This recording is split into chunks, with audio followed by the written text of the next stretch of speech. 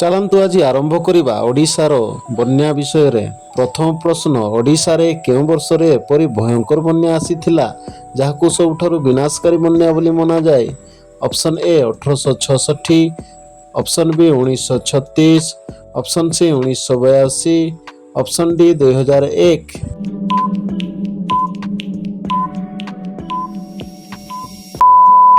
ଏହାର ସଠିକ୍ ଉତ୍ତରଟି ହେଲା ଅପସନ୍ ଏ 1866। ପରବର୍ତ୍ତୀ ପ୍ରଶ୍ନ, 1982 ମସିହାରେ ମହାନଦୀର କେଉଁ ବନ୍ୟା ଲକ୍ଷାଧିକ ଲୋକଙ୍କୁ ପ୍ରଭାବିତ କରିଥିଲା?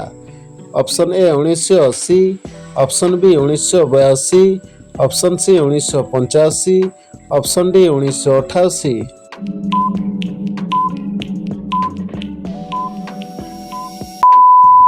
ଏହାର ସଠିକ୍ ଉତ୍ତର 1982ର ମହାନଦୀ ବନ୍ୟା। ପରବର୍ତ୍ତୀ ପ୍ରଶ୍ନ, 2001 ମସିହାରେ ହଠାତ୍ ଆସିଥିବା ବନ୍ୟା ଓଡ଼ିଶାର କେତୋଟି ଜିଲ୍ଲାକୁ ପ୍ରଭାବିତ କରିଥିଲା? ଅପସନ୍ ଏ 10ଟି ଜିଲ୍ଲା, ଅପସନ୍ ବି 15ଟି ଜିଲ୍ଲା, ଅପସନ୍ ସି 20ଟି ଜିଲ୍ଲା, ଅପସନ୍ ଡି 25ଟି ଜିଲ୍ଲା।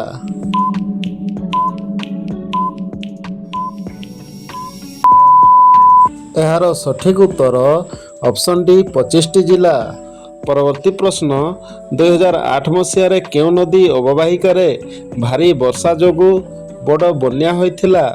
ଅପସନ୍ ଏ ସୁବର୍ଣ୍ଣରେଖା ଓ ବୈତରଣୀ, ଅପସନ୍ ବି ଋଷିକୁଲ୍ୟା ଓ ବଂଶଧାରା, ଅପସନ୍ ସି ମହାନଦୀ ଓ ବ୍ରାହ୍ମଣୀ, ଅପସନ୍ ଡି ବୁଢ଼ାବଡ଼ଙ୍ଗ ଓ ନାଗାବଳୀ।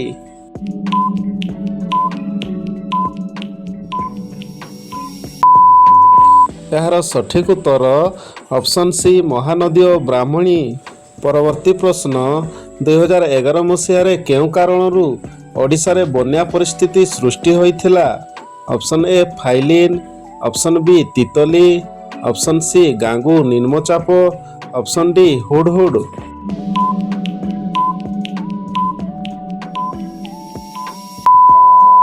ଏହାର ସଠିକ୍ ଉତ୍ତର ଅପସନ୍ ସି ଗାଙ୍ଗୁ ନିମ୍ନଚାପ। ପରବର୍ତ୍ତୀ ପ୍ରଶ୍ନ, ମହାନଦୀକୁ କେଉଁ ନାମରେ ମଧ୍ୟ ଜଣାଯାଏ? ଅପସନ୍ ଏ ଓଡ଼ିଶାର ଗଙ୍ଗା, ଅପସନ୍ ବି ଓଡ଼ିଶାର ଶୋକ, ଅପସନ୍ ସି ପ୍ରାଚୀନ ନଦୀ, ଅପସନ୍ ଡି ଜୀବନରେଖା।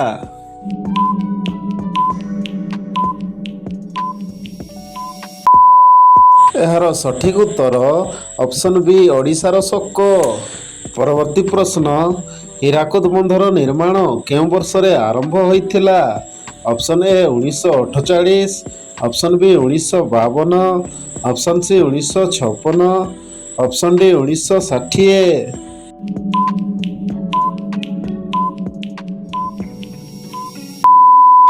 ଏହାର ସଠିକ୍ ଉତ୍ତରଟି ଅପସନ୍ ଏ 1948। ପରବର୍ତ୍ତୀ ପ୍ରଶ୍ନ, ହୀରାକୁଦ ବନ୍ଧକୁ କେଉଁ ବର୍ଷରେ ଉଦ୍ଘାଟନ କରାଯାଇଥିଲା? Option A 1950, option B 1953, option C 1957, option D 1961।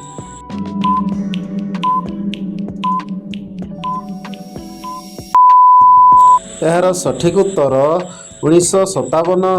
ପରବର୍ତ୍ତୀ ପ୍ରଶ୍ନ, 2020 ମସିହାରେ କେଉଁ ଘୂର୍ଣ୍ଣିଝଡ଼ ପରେ ବନ୍ୟା ପରି ପରିସ୍ଥିତି ସୃଷ୍ଟି ହୋଇଥିଲା? Option A Amphan, option B Yaas, option C Gulab, option D Asani.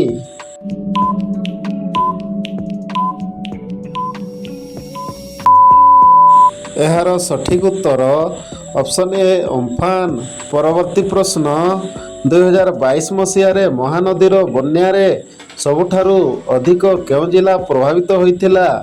Option A Puri ଓ କଟକ, ଅପସନ୍ ବି କେନ୍ଦ୍ରାପଡ଼ା ଓ ଜଗତସିଂହପୁର, ଅପସନ୍ ସି ମୟୂରଭଞ୍ଜ ଓ ବାଲେଶ୍ୱର, ଅପସନ୍ ଡି କୋରାପୁଟ ଓ ରାୟଗଡ଼।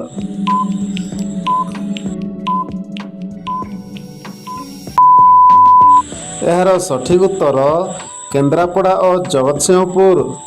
ପରବର୍ତ୍ତୀ ପ୍ରଶ୍ନ, କେଉଁ ଜିଲ୍ଲାକୁ ବନ୍ୟା ଓ ମରୁଡ଼ି ଉଭୟ ସମସ୍ୟାର ସମ୍ମୁଖୀନ ହେବାକୁ ପଡ଼େ?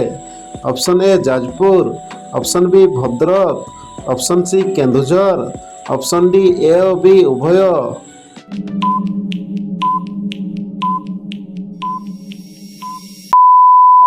ଏହାର ସଠିକ୍ ଉତ୍ତର ଅପସନ୍ ଡି ଏ ଓ ବି ଉଭୟ। ପରବର୍ତ୍ତୀ ପ୍ରଶ୍ନ, 1866 ମସିହାର ବନ୍ୟା ସହିତ କେଉଁ ଭୟଙ୍କର ବିପର୍ଯ୍ୟୟ ଘଟିଥିଲା? ଅପସନ୍ ଏ ଭୂମିକମ୍ପ, ଅପସନ୍ ବି ମହାମାରୀ, ଅପସନ୍ ସି 9 ଅଙ୍କ ଦୁର୍ଭିକ୍ଷ, ଅପସନ୍ ଡି ଘୂର୍ଣ୍ଣିଝଡ଼।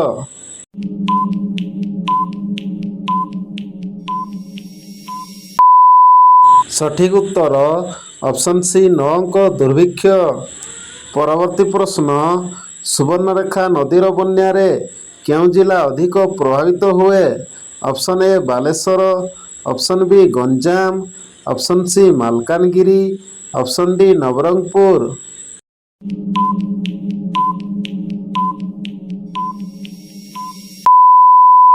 ଏହାର ସଠିକ୍ ଉତ୍ତର ଅପସନ୍ ଏ ବାଲେଶ୍ୱର।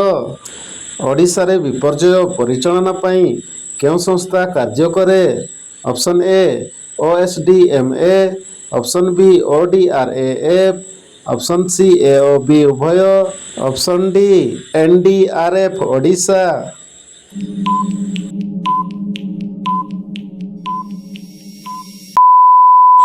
ଏହାର ସଠିକ୍ ଉତ୍ତର ଅପସନ୍ ସି AOB ଉଭୟ।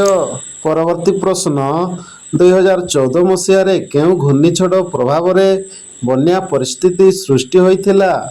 Option A Hudhud, option B Phailin, option C Titli, option D Nilam.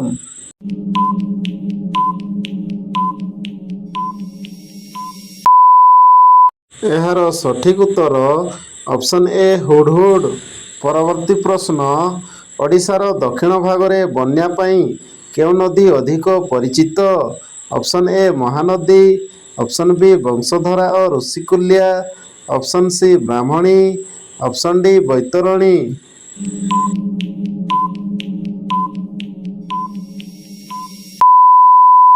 ଏହାର ସଠିକ୍ ଉତ୍ତର ବଂଶଧରା ଓ ଋଷିକୁଲ୍ୟା। ପରବର୍ତ୍ତୀ ପ୍ରଶ୍ନ, 1999 ମହାବାତ୍ୟା ସମୟରେ କେତୋଟି ଜିଲ୍ଲାରେ ବନ୍ୟା ଓ ଜଳାବଦ୍ଧତା ଦେଖାଦେଇଥିଲା? ଅପସନ୍ ଏ 6ଟି, ଅପସନ୍ ବି 10ଟି, ଅପସନ୍ ସି 14ଟି, ଅପସନ୍ ଡି 12ଟି।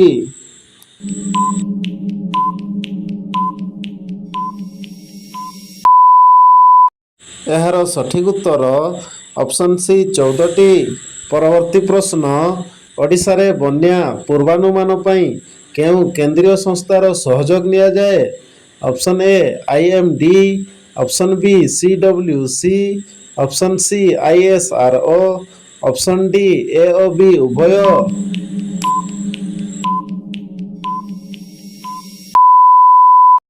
ଏହାର ସଠିକ୍ ଉତ୍ତର ଅପସନ୍ ଡି AOB ଉଭୟ।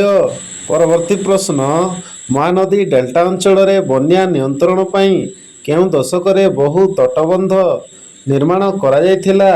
ଅପସନ୍ ଏ 1950 ଦଶକ, ଅପସନ୍ ବି 1970 ଦଶକ, ଅପସନ୍ ସି 1990 ଦଶକ, ଅପସନ୍ ଡି 2000 ଦଶକ। ଏହାର ସଠିକ୍ ଉତ୍ତର ଅପସନ୍ ଏ 1950 ଦଶକ। ପରବର୍ତ୍ତୀ ପ୍ରଶ୍ନ, 2003 ମସିହାରେ ମହାନଦୀ ଓ ବ୍ରାହ୍ମଣୀ ଅବବାହିକାର ବନ୍ୟାରେ ପ୍ରାୟ କେତେ ଲୋକ ବାସହରା ହୋଇଥିଲେ? ଅପସନ୍ ଏ ପ୍ରାୟ 5 ଲକ୍ଷ, ଅପସନ୍ ବି ପ୍ରାୟ 10 ଲକ୍ଷ, ଅପସନ୍ ସି ପ୍ରାୟ 15 ଲକ୍ଷରୁ ଅଧିକ, ଅପସନ୍ ଡି ପ୍ରାୟ 50 ଲକ୍ଷରୁ ଅଧିକ।